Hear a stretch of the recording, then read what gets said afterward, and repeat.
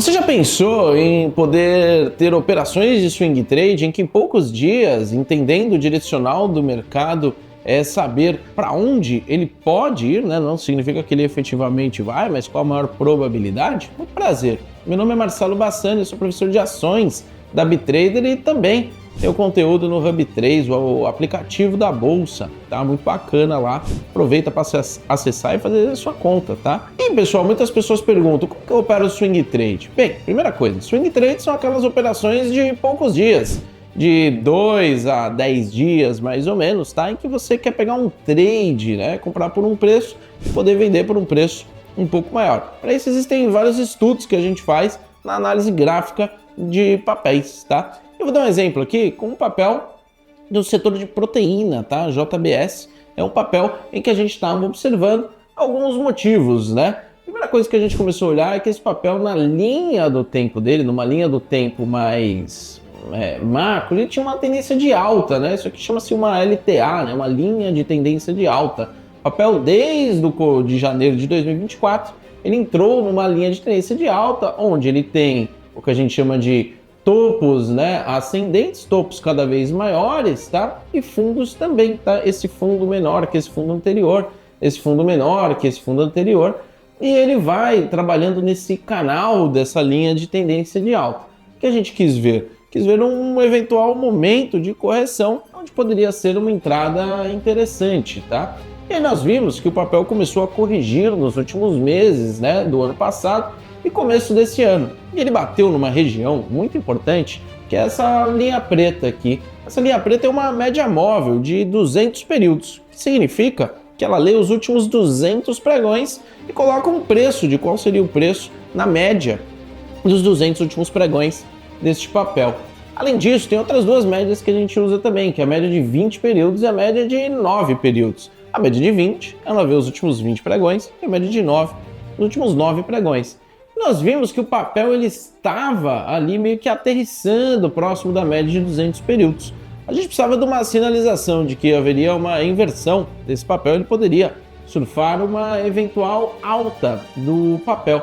Foi exatamente o que a gente fez. A gente olhou e viu que quando ele estava trabalhando abaixo da média de 200, existia uma linha, um suporte, de onde normalmente aquele preço não estava passando, tá? Que foram dos últimos pregões aqui. Então você vê que esse gráfico diário mostra que o candle 36, 37, 38, 39, 40, vários dias, né? Cada candle é um dia nesse modelo aqui.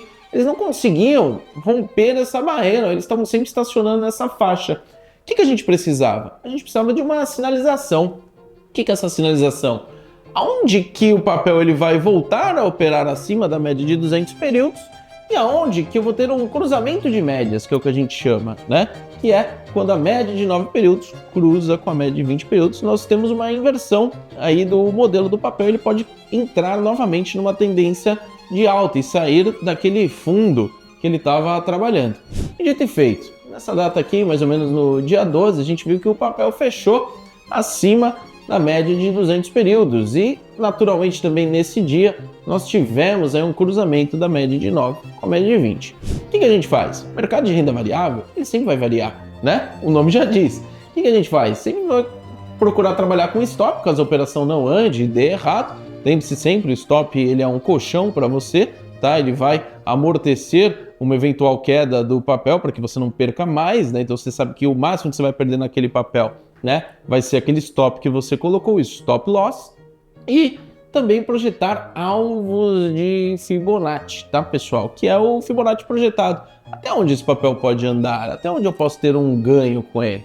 Dito e feito, nós pegamos essa linha, esse suporte aqui, e colocamos o que a gente chama de fundo anterior, tá? E ali eu coloquei a perca máxima do papel, ou seja, nessa operação de swing trade, no fechamento desse dia aqui do dia 12, eu aceitei que se esse papel não andasse, eu teria um prejuízo aí de mais ou menos 7, 8%, tá? Que é o que está no gráfico aqui, mais ou menos isso, tá? Então do valor que eu tenho, você faz a conta, até 8%, eu estou aceitando, tá? Eu posso perder neste papel. Agora, será que vale a pena perder 8%? Para quanto que eu posso ganhar caso o papel ande na minha direção?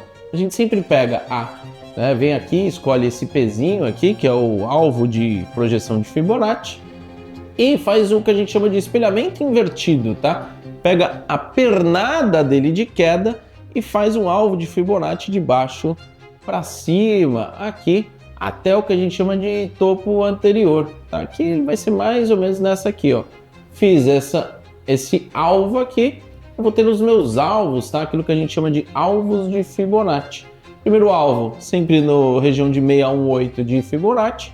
Segundo alvo, na região de 100% de Fibonacci. Terceiro alvo, na região de 1618 de Fibonacci, tá? E o que a gente viu foi uma operação aí que bateu aqui, ó, você viu que eu também tinha traçado uma resistência, né, nessa região.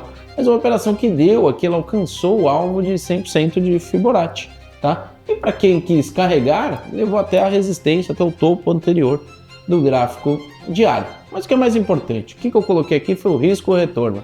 Eu coloquei um risco nessa operação aqui de, caso o papel não andasse, cerca de 8%, mas para buscar um gain de 100% do alvo de FIB, que foi lá onde o papel bateu, né, e estacionou na pernada de alta de 24%, tá? Que foi nesse dia aqui em 6 dias, ou seja, né, uma proporção de 4 para gain, porque 4 na verdade um pouco menos, né? Uma proporção de 3 para gain para 1 para perca, porque 3 vezes 8 dá 24%, né? Dá 24, dá um pouco mais aí de 3 vezes, tá?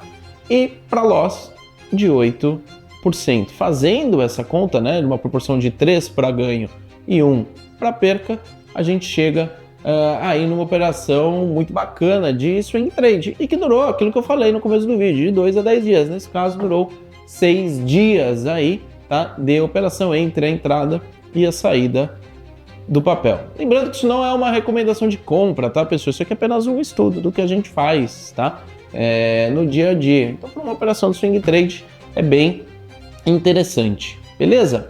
Se gostou desse conteúdo, desse swing trade, esse conteúdo sobre ações e quer conhecer mais sobre, pessoal, se inscreve no canal, tá? Ativa as notificações e compartilha esse vídeo com uma pessoa que gostaria de conhecer um pouco mais sobre o mercado de ações. Beleza? Nos vemos nos próximos vídeos. Valeu, pessoal. Tamo junto.